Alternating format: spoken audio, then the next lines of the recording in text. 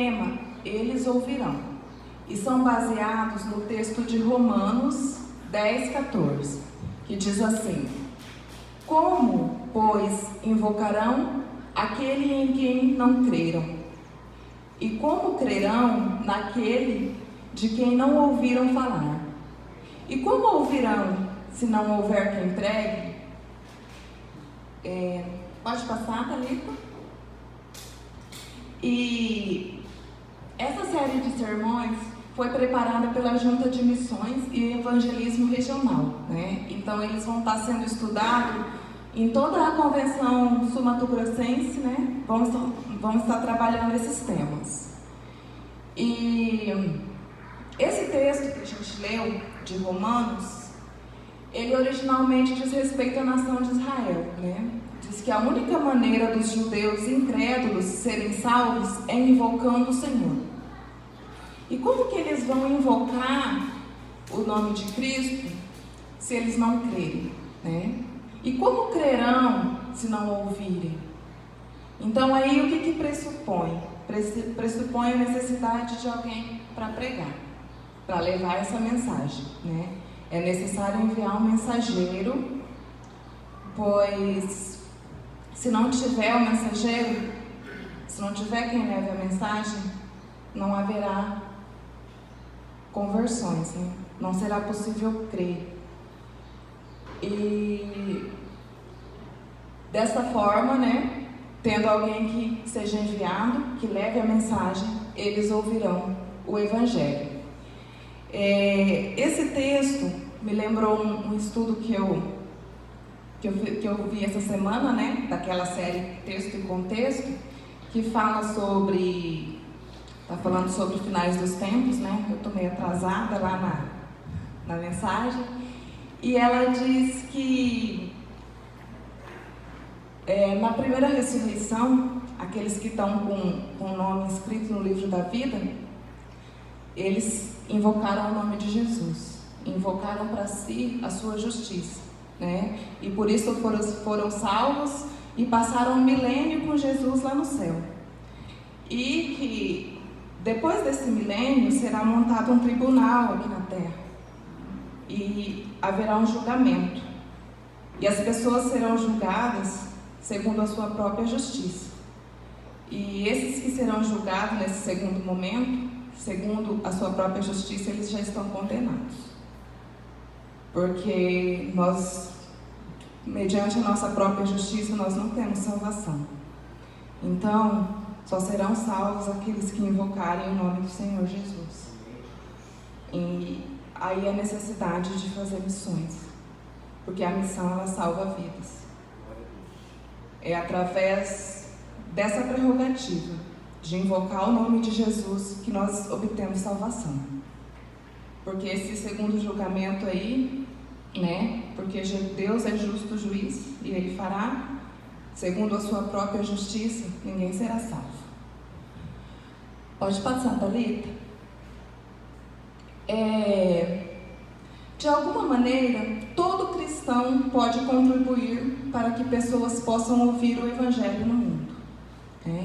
Então, como a gente viu, não é todo cristão que vai, né, às vezes para outro país fazer missão, mas todo cristão tem a obrigação de contribuir de alguma forma, porque o ID de Jesus, ele não foi só para alguns, né? Ele foi para toda a igreja. Assim como a agenda é a ferramenta da secretária, assim também temos ferramentas para que pessoas ouçam a palavra de Deus, né? E hoje a gente vai aprender sobre uma das principais ferramentas para missões, que é a oração. Dessa forma, apresento-lhes alguns motivos para o cristão orar por missão. Então aqui, o autor dessa lição, né, como a gente já falou, são alguns sermões que já vieram prontos para nós, né, que alguns irmãos anteriormente receberam essa palavra do Espírito Santo, né, e a gente está trazendo aqui hoje. E ele vai falar de três motivos principais pelos quais nós devemos orar por missões. Pode passar, Thalita. O primeiro motivo, devemos orar por missões porque não há missão sem oração. Lá em Efésios 6,12, diz assim: pois a nossa luta não é contra pessoas, mas contra os poderes e autoridades, contra os dominadores deste mundo de trevas, contra as forças espirituais do mal nas regiões celestiais. Então, a gente não luta contra pessoas, né? Contra sangue, contra carne. Então a gente não pode usar uma espada, uma faca. Não são essas as armas. A gente luta aqui contra forças espirituais. Então as nossas armas precisam ser espirituais, né? Então a oração é uma arma espiritual. É uma forte e poderosa arma que o cristão tem para fazer missões. Paulo, né, como bom missionário e como mensageiro, né, da palavra, ele pede o quê? Ele pede orações. Ele pede que a igreja ore por ele. E isso aí é algo muito verdadeiro, assim, porque a gente, né, quando recebe a incumbência também de trazer uma palavra, a gente não se preocupa com a mensagem, porque a mensagem ela nos é dada. A gente se preocupa em recebê-la. Então o que a gente busca? A gente busca em oração.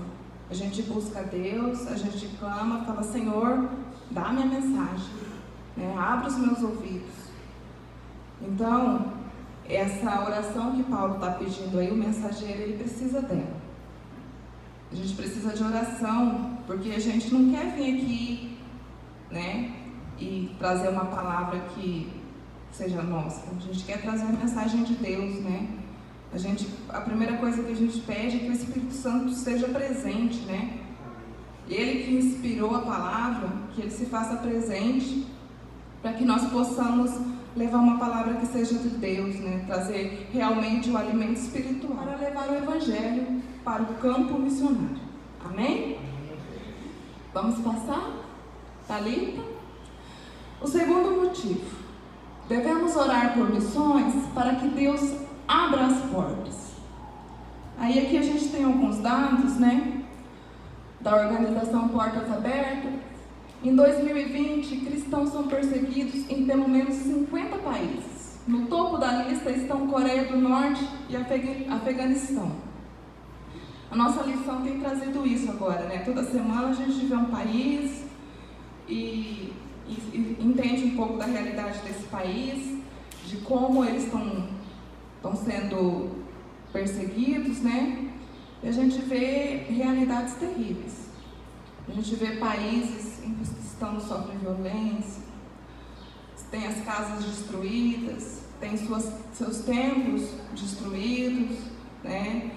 E é o que se fala da cristofobia, né? É a hostilidade à fé cristã.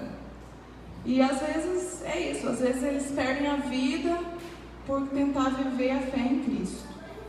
Então realmente esses países, eles precisam ouvir a palavra de Deus. E como a gente pode observar diante de toda essa resistência, né, que a gente vê que os governos são autoritários, que não aceitam o Evangelho, que não aceitam Cristo, que não aceitam a pregação, as portas estão fechadas. Então a gente tem que orar para que Jesus abra essas portas, né? Que o campo missionário está aberto, né? Que há necessidade de missões e que muitas vezes as portas estão fechadas. Porque imagina a dificuldade de chegar numa etnia dessa, que às vezes fala uma língua diferente, né? Que às vezes podem ter uma conduta hostil a receber o missionário. Então, tem mais essa dificuldade, né? Colossenses 4:3 diz assim: ao mesmo tempo, orem também por nós, para que Deus abra uma porta para a nossa mensagem, a fim de que possamos proclamar o mistério de Cristo, pelo qual estou preso. Então, Paulo lá também, na época dele, ele encontrou portas fechadas. E ele pede oração. Ele pede que a igreja se coloque em oração para que as portas se abram. Porque se a igreja orar, Deus vai ouvir, né? E o milagre vai acontecer. Porque quando a gente se depara com esses países que a gente tem estudado aí, a gente vê que é praticamente um milagre ter cristãos lá, né?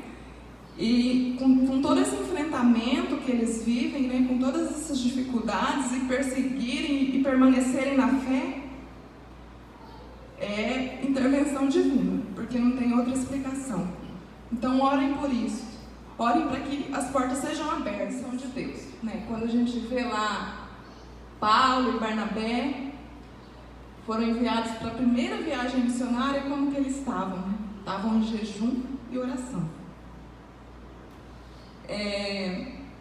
Em 1 Tessalonicenses, lemos: orem sempre. Não poderíamos deixar de citar o maior incentivador da oração, que é Jesus, né? Então Jesus, ele nos ensinou uma oração modelo, né?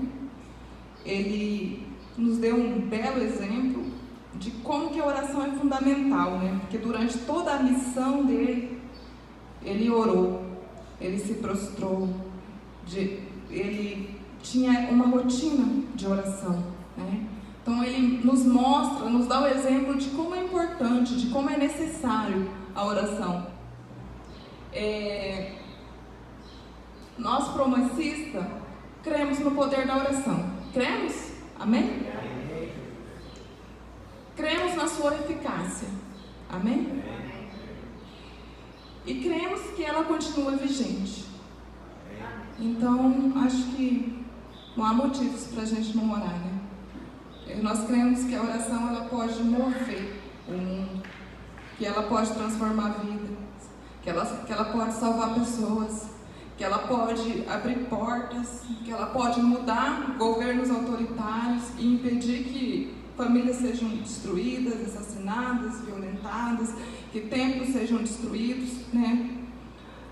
E a oração, ela pode fazer a missão acontecer e vidas serem salvas. Então, essa mensagem, ela falou muito ao meu coração, né? Porque às vezes a gente não valoriza como deveria o ato da gente se prostrar diante de Deus e levantar um clamor por um irmão, levantar um clamor por uma missão, por um planejamento que a igreja fez, por um propósito, né?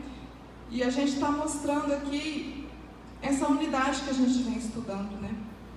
Que a gente precisa estar unido aqui, a gente precisa estar unido com eles que vão, né? O nosso papel é esse. A oração também é a gente se prostrar aqui e interceder. Isso também é fazer missões, né? Então a gente tem que ser parte atuante, né? A gente tem que ser parte dessa unidade. A gente é corpo, né? Então se a nossa função é se ajoelhar e clamar, então vamos fazer pelo bem do corpo, né? Pelo bem da unidade, pelo bem da igreja, pela salvação de vidas. Então é isso que eu quero deixar para a igreja hoje, tá? Que a gente reconheça a importância da oração, que a gente busque, que a gente procure fazer a nossa parte, né? Às vezes parece pouco, né? Mas é muito, né? É isso que move o céu. É a gente se unir e concordar. É isso que agrada a Deus. Então que nós busquemos, né? Fazer a nossa parte. Amar o outro, amar o perdido, né? E fazer a nossa parte para que eles sejam salvos. Amém? Amém.